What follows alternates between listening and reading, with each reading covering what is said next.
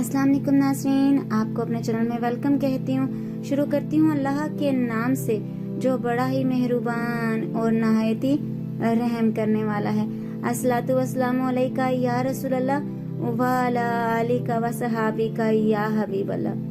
नाज़रीन, आज की इस वीडियो में मैं आपको सूरह अल बकरा की आयत नंबर 259 का तर्जुमा और उसकी तफसीर बयान करूंगी।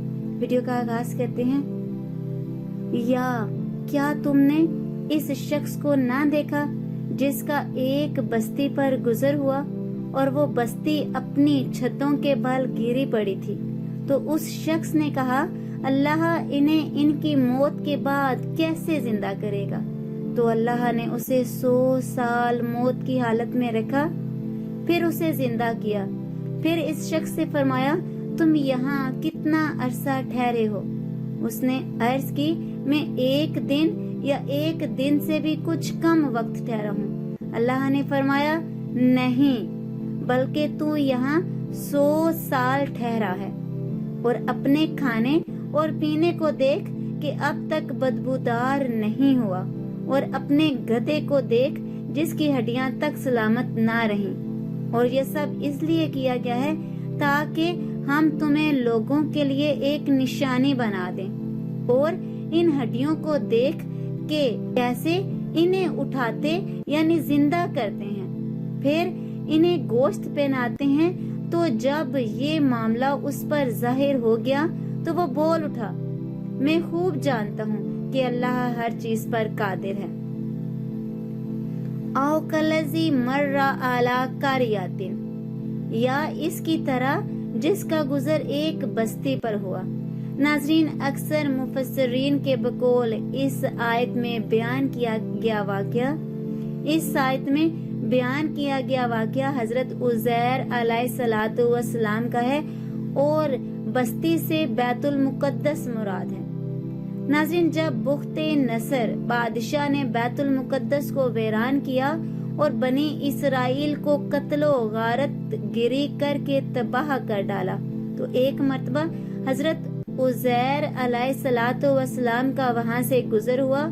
आपके साथ एक बर्तन खजूर और एक प्याला अंगूर का रस था, और आप एक गधे पर सवार थे। तमाम बस्ती में फिरे लेकिन किसी शख्स को वहां ना पाया।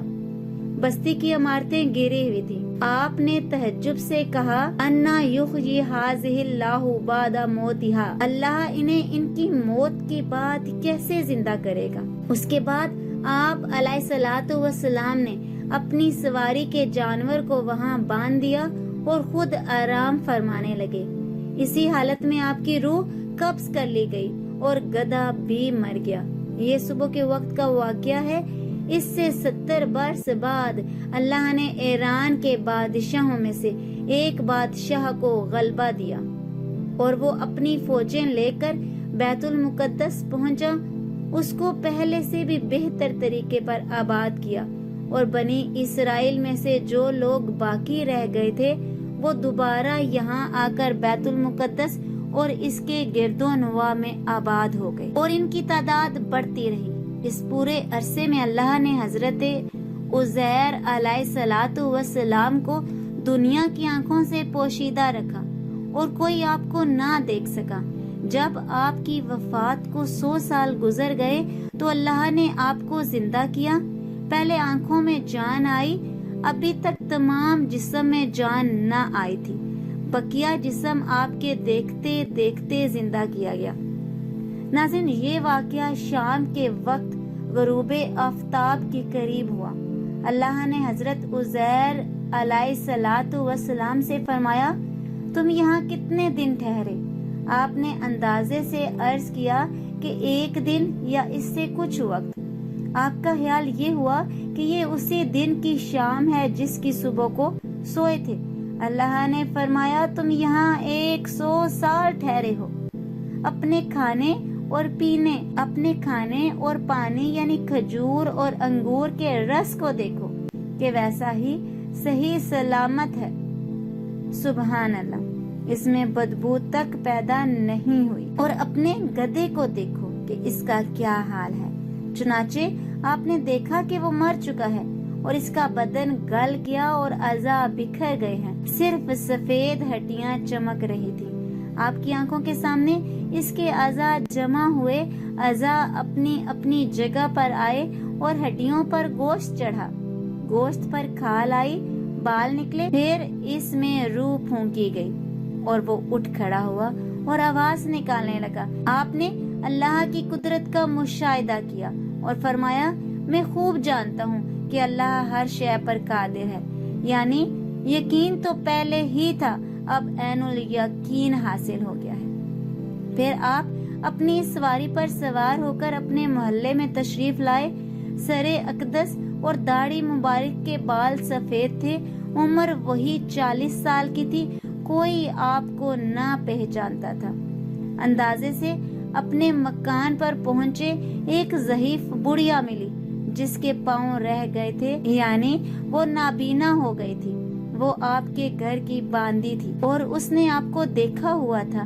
آپ نے اس سے دریافت فرمایا کہ یہ عزیر کا مکان ہے؟ اس نے کہا، ہاں، لیکن عزیر کہاں؟ انہیں تو غائب ہوئے 100 سال گزر گئے۔